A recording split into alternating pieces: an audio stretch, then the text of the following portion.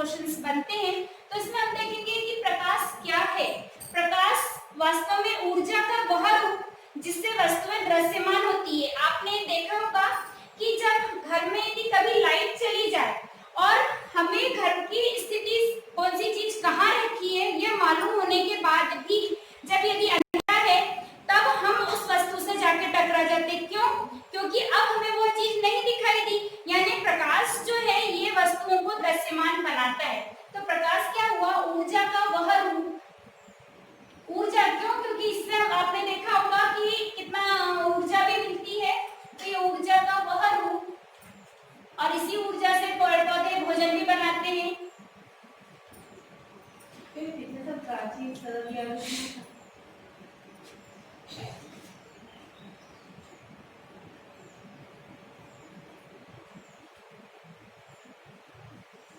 ऊर्जा का वह रूप जो वस्तुओं को दृश्यमान बनाता है।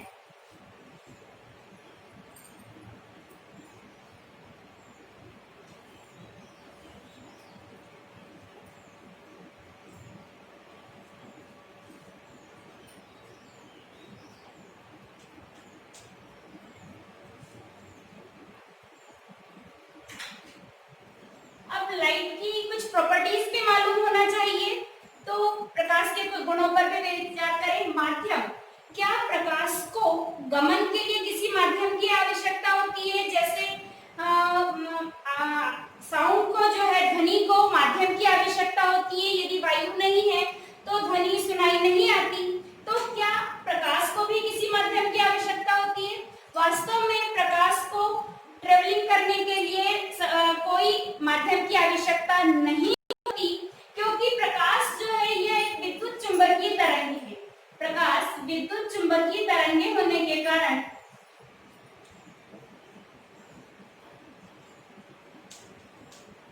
विद्युत चुंबकीय तरंग प्रवृत्ति प्रदर्शित करता है।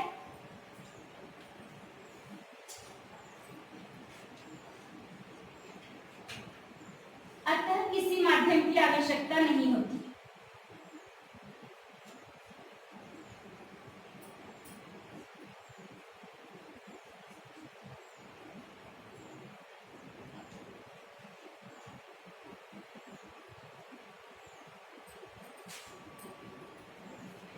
किसी माध्यम की आवश्यकता नहीं होती। यह निर्वात में भी, वैक्यूम में भी ट्रेवल कर सकता है। यदि वायु भी निकाल दी जाए, निर्वात कर दिया जाए, तो वैक्यूम में भी यह जो है गमन कर सकता है।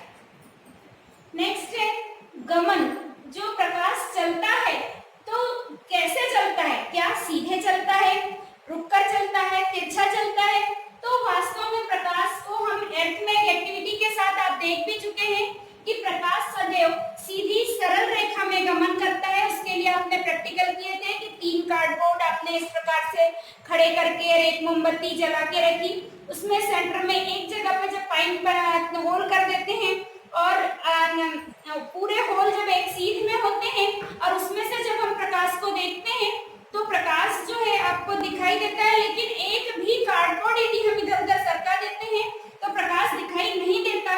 अर्थात प्रकाश जो है यह सीधी सरल रेखा में गमन करता है। प्रकाश सीधी सरल रेखा में गमन करता है।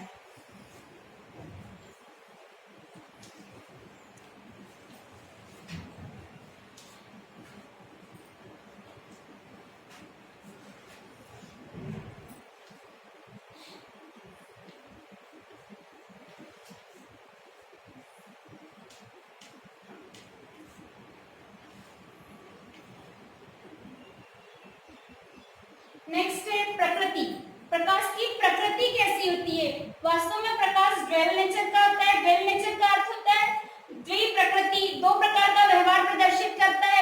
प्रकाश एक कण के रूप में भी, तरंग जैसे हमने कहा विद्युत चुंबकीय तरंग, पर ये तरंग के रूप में भी व्यवहार प्रदर्शित करता है, वेव के रूप में भी, और पार्टिकल्स के रूप में भी, कणों के रूप में भी व्यवहार प्रदर्शित करता है। तो यह द्विप्रकृति प्रदर्शित करता है कणों के रूप में,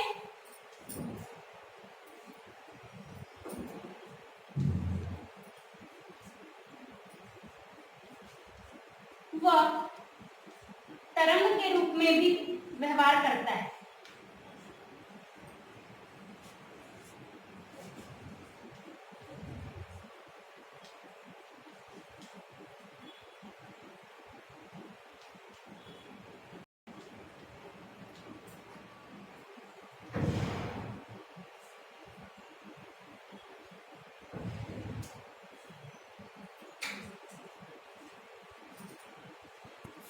परछाई शैडो, प्रकाश जो है शैडो का फॉर्म करता है, परछाई बनाता है।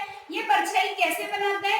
जिस ओर से प्रकाश आ रहा होता है, प्रकाश स्रोत, जैसे ये देखिए यहाँ पर ये प्रकाश स्रोत है, तो प्रकाश स्रोत के जस्ट अपोजिट साइड में यहाँ पर ये देखिए ये इसकी शैडो बन रही है, ये परछाई। ये देखिए मैंने ऐसा कर दिया, कभी कोई परछाई नहीं है, लेकिन जैसे जिस ओर से प्रकाश आ रहा है उसके स्रोत के मार्ग में कोई भी वस्तु आती है तो वह उसकी पूरी आकृति वैसा की वैसा ही प्रकाश बनाता है, जो कि शैडो कहलाती है, परछाई कहलाती है। तो इस प्रकार प्रकाश, जैसे यहाँ ये फूल दिखा रही, तो इस प्रकार ये फूल की शैडो यहाँ पे बन रही है।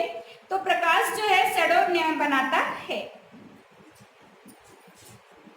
प्रकाश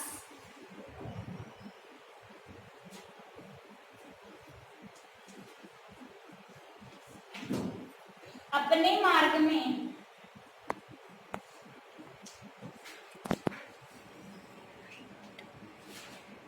एक्सक्यूज मी दीदी, प्लीज लाइट ऑन कर दीजिए ना।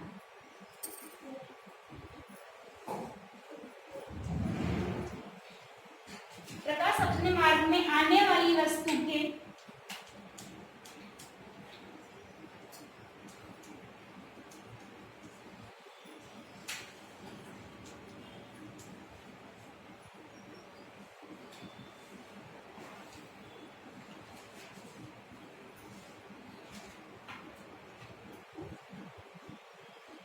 परछाई निर्मित करता है।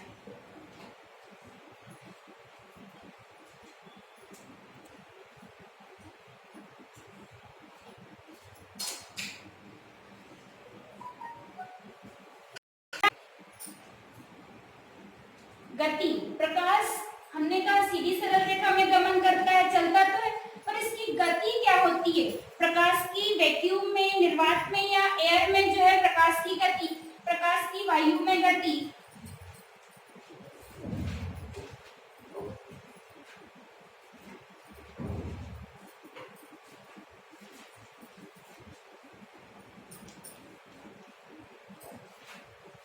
G to 10 to the power 8 metre पर सेकेंड होती है, मीटर पर सेकेंड। ये इंपॉर्टेंट क्वेश्चन है, 1 नंबर के हिसाब से। प्रकाश की वायु में गति, प्रकाश की निर्वात या वायु में गति 3 × 10⁸ मीटर पर सेकेंड होती है।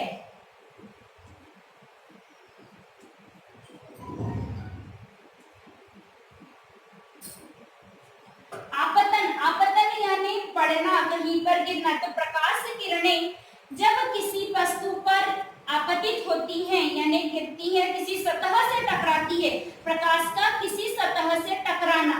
तो प्रकाश किरणें जब किसी सतह से टकराती हैं तो दो प्रकार का व्यवहार प्रदर्शित करती है। जब किसी चमकीली सतह से टकराती हैं, पॉलिशदार चमकीली सतह से,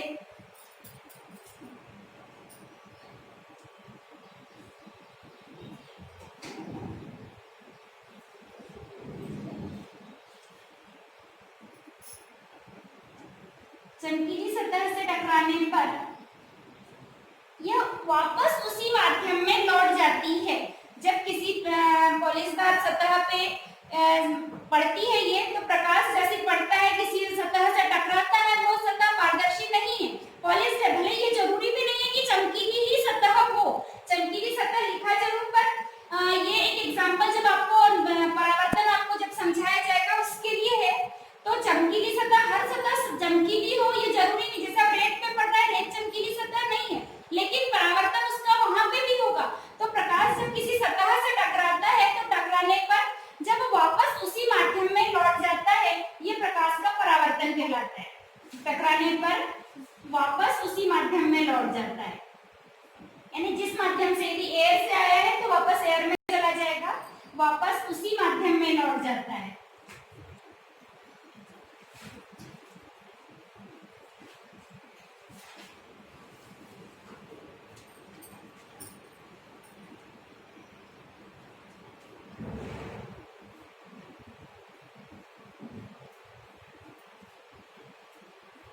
और कभी कभी प्रकाश वापस उसी माध्यम में न लौटने की जगह जब कोई पारदर्शी सतह होती है, जैसे कोई कांच है, किसी भी सतह पर उसकी पॉलिश नहीं है, तो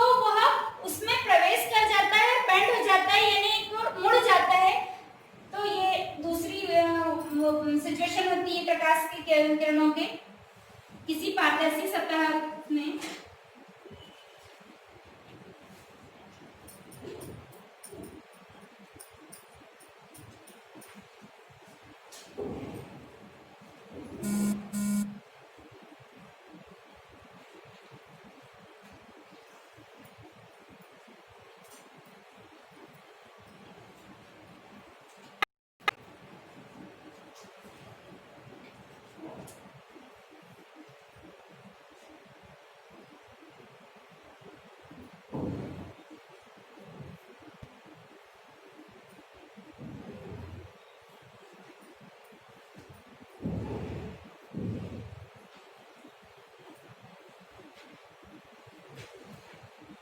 वास्तव में ये दोनों पॉइंट्स आपको बहुत अच्छे से अभी अलग से समझाए जाएंगे, पर यहाँ पे सिर्फ प्रकाश के गुण में बताया जा रहा है कि प्रकाश की किरणें जब किसी सतह से टकराती हैं तो टकराकर एक सिचुएशन ये होती है कि या तो वो उसी माध्यम में लौट जाए या फिर उस माध्यम में वापस न लौटते हुए यदि पारदर्शी माध्यम है तो उससे टकराकर वो मुड़ जाता है, मुड़कर फिर बाहर निकलता है, जिसे अपवर्तन कहते हैं, और वापस जब उसी माध्यम में लौट जाता है इसे परावर्तन कहते हैं।